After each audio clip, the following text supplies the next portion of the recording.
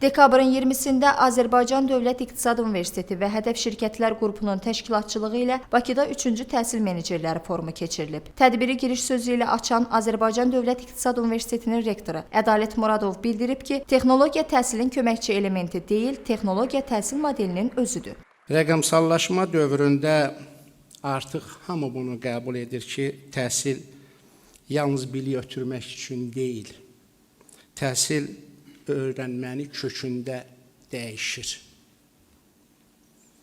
Amma heç kim dünyada deyə bilmir ki, təhsil necə olacaq və necə olmalıdır.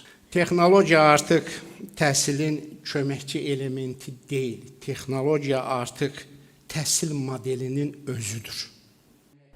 Hədəf Şirkətlər Qrupunun qurucu direktoru Dosent Şəmil Sadiqovun sözlərinə görə bu forumun keçirilməsinin məqsədi Azərbaycan təhsilində daha yaxşı və peşəkar menecerlərin formalaşmasıdır. Məqsədimiz Azərbaycan təhsilinə daha yaxşı, daha peşəkar menecerlərin formalaşdırılmasıdır.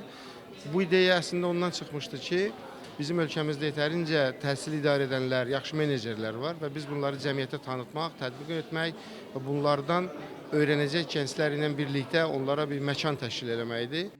Bundan əlavə forumda çıxış edən Azərbaycan Dövlət Pedaqoji Universitetinin rektoru Cəfər Cəfərov, Dövlət Gömrük Komitəsinin Akademiyasının rəisi Qulu Novruzov, Milli Məclisin deputatı Mehriban Vəliyeva bildiriblər ki, davamlı səciyyə daşıyaraq diqqətləri özünə cəlb edən təhsil menecerləri forumu ölkəmizin elm təhsil həyatında əlamətdar hadisədir. Tədbirdə çıxış edənlər qeyd ediblər ki, təhsildə innovasiya, rəqəmsallaşma və effektiv idarə etmə modellərinin əsas istiqamət kimi götürüldüyü forum təhsil sahəsinin liderlərini bir araya gətirərək yerli və xarici ekspertlərin ən aktual trendlər və innovativ yanaşmalar barədə çıxışlarını təqdim etdiyi mühüm platformadır. Forum iştirakçıları bildiriblər ki, islahatlara ehtiyac duyan təhsil sektorunun problem və perspektivlərinin belə forumlarda müzakirə edilməsi mühüm əhəmiyyət daşıyır. Naibə Məmmədova, Pərviz Allahverdiyev, Bizim Media.